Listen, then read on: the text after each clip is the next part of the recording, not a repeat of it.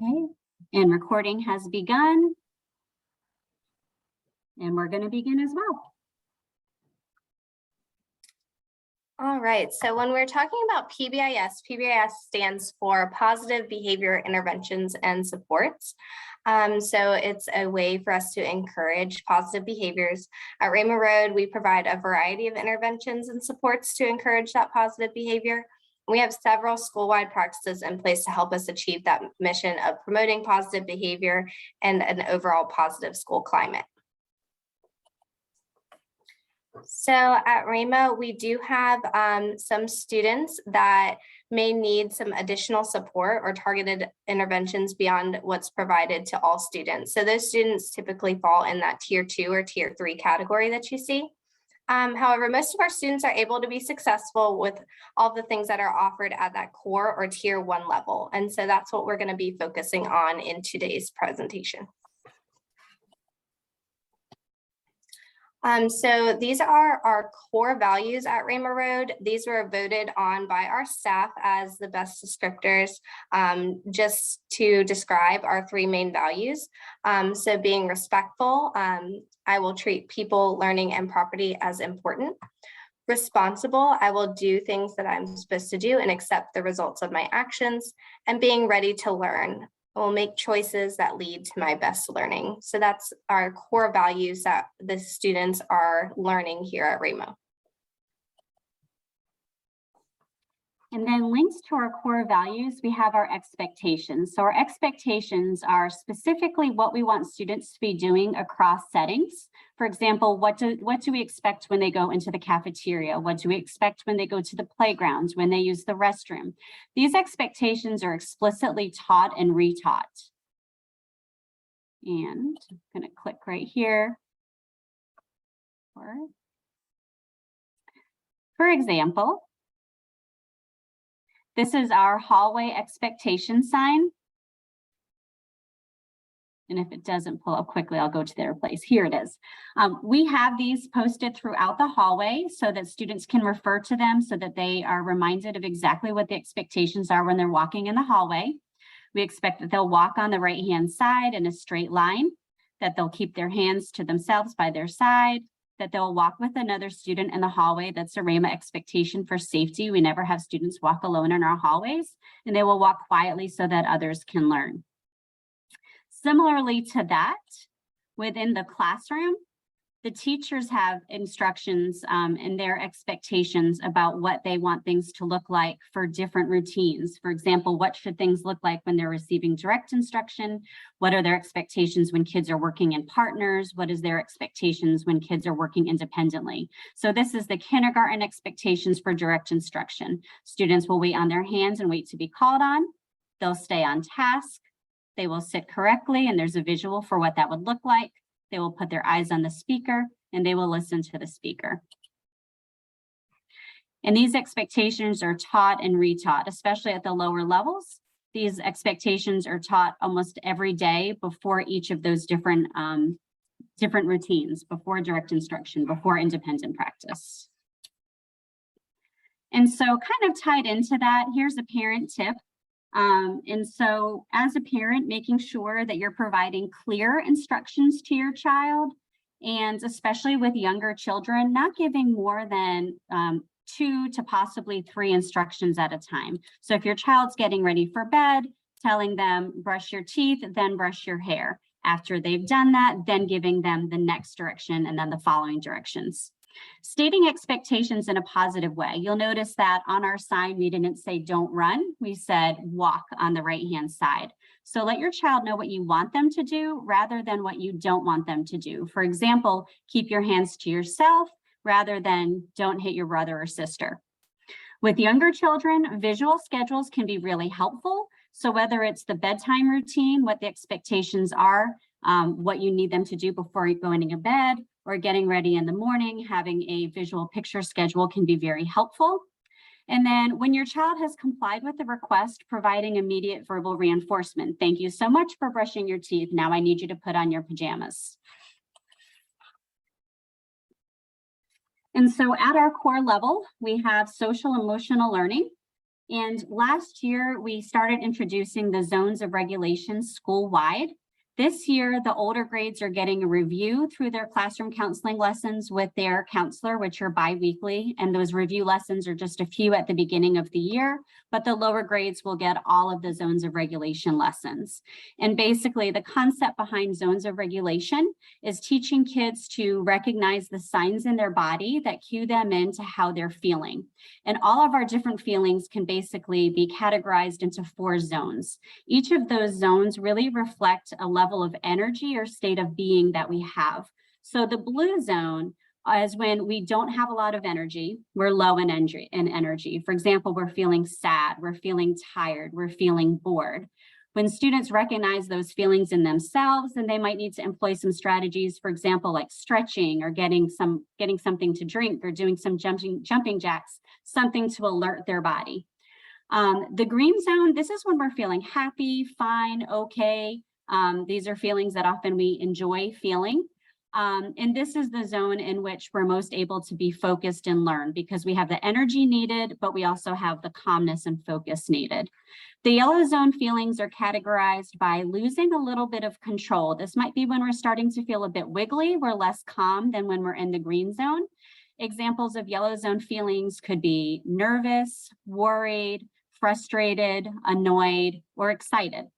And so when we're in this zone, when we recognize those signs in our body, maybe we're feeling a wiggly, maybe our skin is feeling a little hot, maybe our heart is beating a little faster, we might need to use a strategy like taking a deep breath to go ahead and help us get more calm so we can focus. And then the red zone, there's a reason why the red zone is in the shape of a stop sign, because literally brain science lets us know that when we are in the red zone, we're in that out of control range because I'm going to go ahead and just let a few more people in. When we're in the red zone, the feeling part of our brain has really taken over, and that prefrontal cortex, that thinking rational part of our brain, is really not engaged in the moment. And so when we are in the red zone, that's when we really have to stop and take a break, take a step back, use some strategies to help move ourselves more towards yellow so that we have the capacity to make better choices. None of the feelings are bad. None of the feelings are necessarily better than others. We all feel these ways, but we do need to know how to be able to regulate ourselves so that we get ourselves in a place that we're able to make the best choices. So that was last year. And then this year, we've kind of added a layer to that. And so 3rd grade last year had piloted the SPOT series, and SPOT kind of takes zones to the next level, breaking down each of those different big feelings like anxiety, worry, sadness, and providing very specific strategies that students can use when they're experiencing that big feeling. And these lessons are being provided this year through their social emotional learning time in the morning with their teachers. And so students are receiving SPOT lessons between 3 and 4 days a week. And in the spring, the SPOT series actually continues with some additional lessons which address things like organization, kindness, and safety. Also at the core, every classroom has a calming kit. Inside this kit are different tactile objects and also objects for distraction that students can use to take their minds off things that might be bothering them. There are some soothing objects, some soft objects. There's headphones that they can put on to block out sounds if that helps them regroup. And students are able to use the calming kit for up to 5 minutes if they need it to go ahead and help them regulate themselves and get themselves back to a place where they're ready to learn. So just a few more tips that might be helpful when your child is at home. First, just helping your child to identify how their body is feeling and to name their emotions. So this could look like when you notice that your child is becoming agitated or upset, asking them questions like, how is your body feeling? Where are you feeling this anger, or where are you feeling upset in your body? Because they're learning to identify those cues such as the heavy breathing or a heart racing, and then being able to name that emotion. So what is your body telling you that you're feeling right now? What are you feeling? What emotion goes with what your body is experiencing?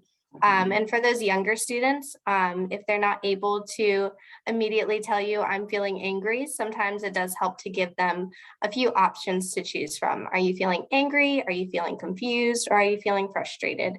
And sometimes they're able to either pick from your list or say, no, I'm not really feeling those things. I actually feel this way. You can also help your child to understand that, again, all those feelings are normal and it's not bad to experience those feelings that are typically seen as more negative, like anger or frustration. It's okay for them to feel those feelings. We just want them to know that there are healthy and safe ways that they can actually handle those feelings and manage them when they experience them. So assisting your child in identifying a strategy that they can use to calm themselves when needed is really helpful for them. So saying, I hear or I see that you're starting to feel angry. What's a way that we can help us to bring us back into the green zone out of that yellow or red zone? You can also consider having a peaceful spot in your home. This is an area where your child knows that they can go when they're feeling upset or a little more worked up so that they can calm down. This is a concept that they're learning through the SPOT series, that they know that they can find their peaceful spot when they need to calm down. And before we move on to the next slide, because we're kind of switching gears away from our social emotional learning, are there any questions at this point in time about anything we presented so far?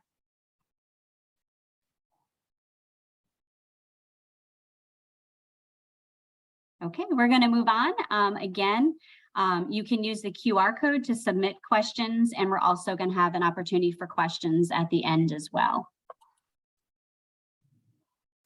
All right, so switching gears to our PBIS reward system. This is something we're super excited to be able to use this year. We have purchased this program through the money provided by the PTA. So we're going to take a minute just to watch this quick intro video for parents on how PBIS rewards works in school.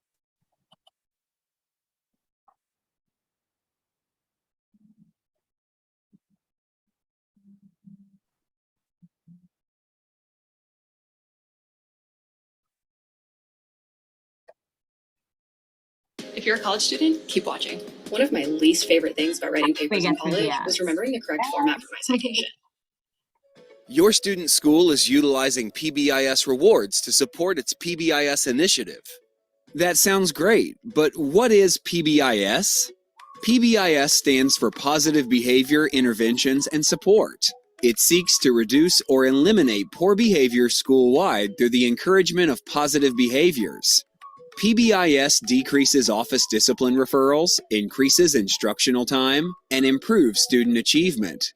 This intentional focus on positive reinforcement is creating and maintaining a positive school climate for the students and teachers. Now, how does PBIS Rewards help with that? PBIS Rewards is a digital platform that allows our staff members to recognize any student, anywhere for meeting behavior expectations. These behavior expectations are defined by the school. I'm sorry. Then communicated and taught. So, when your student displays the behavior that is expected, they are recognized for it. The points earned through that recognition may be used to purchase items from the school's PBIS store. How does that benefit you as a family member? As a family member, you can monitor your students' progress and stay engaged with the PBIS Rewards Family app. Download it for free on Google Play, the App Store, or Amazon apps. Adding your student is simple. You'll receive an email or letter with a QR code from your school. Open the PBIS Rewards Family app and scan this QR code. If you have multiple students using PBIS Rewards at their school, you'll be able to add each one separately. Once your student is added to your PBIS Reward Family app, you'll be able to see how many points they've earned, which teacher rewarded them, and how they're spending their points. The app also has a convenient way to respond to messages sent by your child's teacher. Plus, if the school is using our advanced referral system, you will be able to see if your student receives any discipline referrals. PBIS Rewards is helping your student school create a positive climate in which every student can learn and grow academically, socially, and emotionally.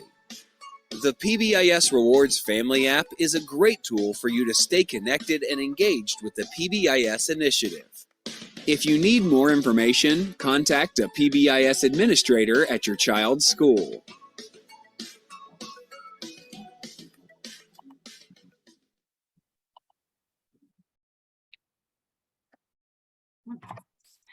So as the video mentioned, there is a QR code that goes along with your student's PBIS tracker.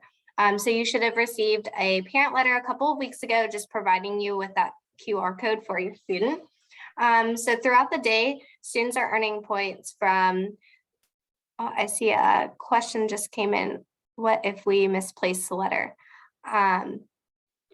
Ms. Litchfield, do you want to? Yes, if you would actually just use that QR code on the screen, if you could, that might be the quickest way. Just let me know and I can send another letter home with your child. Or if you just want to email me, I'm the one that's generating the letters. All right, so throughout the day, the students are earning points from their teacher as well as various school staff that are seeing them meet those expectations and reward them. So that QR code for them to earn points is on their name tag, so they can be immediately rewarded. And they also have a class QR code, or they're receiving points through their teacher going in and clicking on the laptop at the end of the day each day. So when they're meeting those core expectations of being respectful, responsible, or ready to learn, they're receiving a point for that. And the teacher or a staff member may even add a comment to say in what way they were being respectful or responsible or ready to learn, or some combination of those expectations. So all students also earn a daily point for being at school so that we can reward attendance. On the third Friday of each month, they're able to go online and spend their points on prizes or choose to save their points for bigger prizes. So they're able to go online on that school store, and then whatever they choose to spend their points on is what's available for you to see how they're spending those points on that parent app. Prize orders are then filled the following week and they're delivered the Friday after. So your child does need to be at school and on the order day in order to make those purchases, because we have to be able to fill those orders in the next week. If they're wanting to not use their points, they roll over to the next month so that they can save them for something bigger, which I know especially a lot of our older kids are really saving up for something they want more. And again, I'll just stop briefly if there's any questions about PBIS rewards or the ordering system.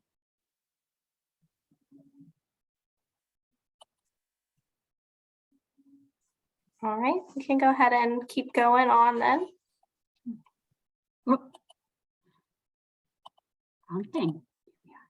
Okay, just parent tips, kind of piggybacking on what we're doing with the students with the PBIS rewards in regards to focusing on positive behavior.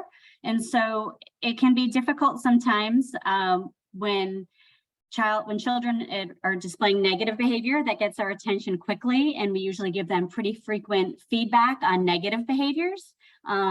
Sometimes kids will purposely do things in order to get that attention. So we want to make sure that we're really focusing on what our child is doing well, even if it's something that you expect from them. So thank you so much for setting the table. You did a great job following directions this morning. Great job making your bed. I noticed that you and your sister were playing so well today, and it made me proud. As much as you can, recognizing what you see your child doing well. And the other flip side, if it's something that, that's unexpected, if they are doing something that you don't want for them to be doing, if it's something that can be ignored, for example, whining, just letting them know, I will talk to you when your voice is calm. I will talk to you when you use your normal voice. And then the second they flip it around and they're using a normal voice and they've stopped whining, thank you so much for using your normal voice. Now, what would you like to tell me about? So again, really focusing on the positive behavior and trying to ignore some of those things that are unexpected or that we want to extinguish, not giving the negative behaviors as much attention. Providing that praise when they have followed your direction or met a household expectation. Thank you so much for brushing your teeth. Now I'd like for you to put your pajamas on. Some kids do require more than just that verbal praise. And so if you want to do something similar to the PBIS rewards, you could do something like considering a sticker chart. They earn a sticker every time they are meeting your expectation or they've done something well. And then those stickers could be cashed in for preferred activity or an item at home. So basically tonight we provided you with an overview of what we're doing at Rama Road to encourage positive behavior and a positive climate at our school, and also provided some tips for you at home to kind of mimic what's going on at school. You're welcome to submit questions using the QR code if you're wanting us to follow up with you individually, or if you would like to come off mic at this point in time or send something in the chat, we are here to answer your questions.